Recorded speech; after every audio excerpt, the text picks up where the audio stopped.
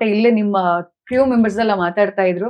ಬೆಳಗ್ಗೆ 6 ಗಂಟೆಗೆ ಮಲಗೋದು, ಮತ್ತೆ ಬೆಳಗ್ಗೆ 8 ಗಂಟೆಗೆ ಹೇಳೋದು. ಇದು ರಿಷಬ್ ಶೆಟ್ಟಿ ಅವರ ಹೊಸ ಲೈಫ್ ಸ್ಟೈಲ್ ಅಂತ. ಹೌದಾ ಸರ್?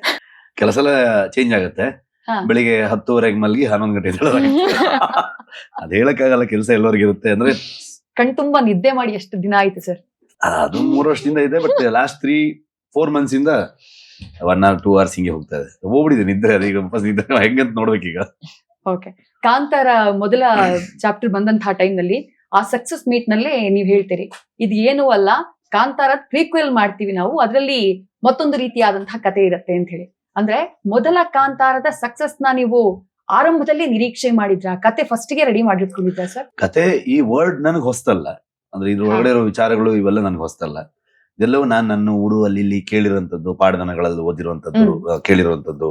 ಸೊ ಇದೆಲ್ಲ ನಮ್ಮ ಊರಿನ ರಾಜ ಮಹಾರಾಜರು, ಇದೆಲ್ಲ ವಿಷಯಗಳನ್ನ ಇಟ್ಕೊಂಡೇ ಬರ್ದಿರೋದು. ಬಟ್ ನಮ್ಮ ಕತೆ ಒಳಗಡೆ ಏನೇನ್ ಬೇಕು ಅನ್ನೋದನ್ನ ಇಟ್ಕೊಂಡು ಹೋಗಿದೀವಿ ಅಷ್ಟೇ.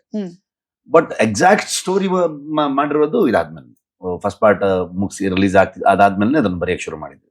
ಅದರ ಎಲಿಮೆಂಟ್ಸ್ ಎಲ್ಲವೂ ಇತ್ತು ಮೊದ್ಲೇ ಇತ್ತು.